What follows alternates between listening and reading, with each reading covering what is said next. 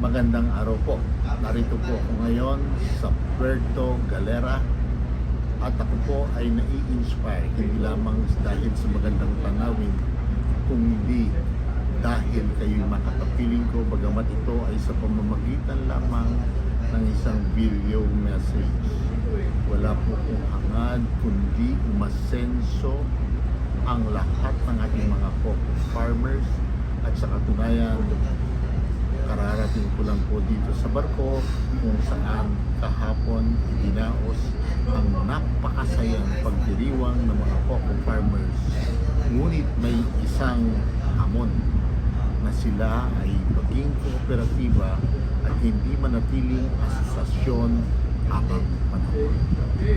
Isa lamang po ang aming hinihiling sa inyo sapagkat kami sa CDA, alam niyo po, ang amin pong mandato to promote the viability and growth of the cooperatives as instruments of equity, social justice, and sustainable economic development.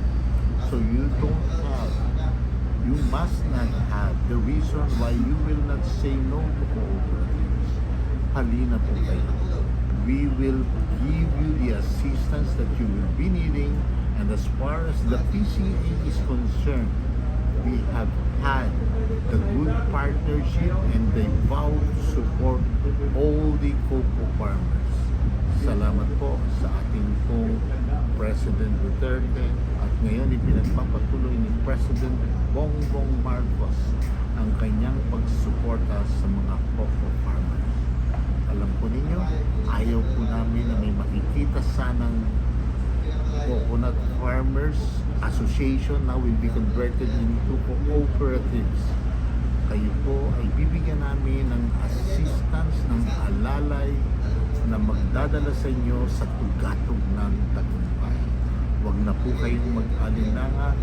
Director Venus, sa iyong mga kamay nakasalalay ang pag-asenso ng bawat pagsasaka ng inyo ng ating inaasahan na magtataguyod ang ating ekonomiya sa ating bayang sinilangan Pilipinas natin. Sa ngalan po ni Chairman Joy Cabot, ang aking mga kasamahan sa board, ASEC Lac, ASEC Penny, ASEC Sam, ASEC Luz, ASEC Ver, ASEC Santi, at lahat po ng ating mga kawani ng CDA. Buong bersa po kaming sumusuporta sa inyo at bawal po ang aming pinagpapawal ay sa CDA, sa PCA, bawal ang may ulan. Ganun din po ang pagbati kay Dr. Dexter Butet ng PCA Administrator, 10 ng mga regional managers ng PCA. We love you all. Asik Boy Lazaga, lagi pong nasa inyong likod at sa harapan. Mabuhay po tayo lahat.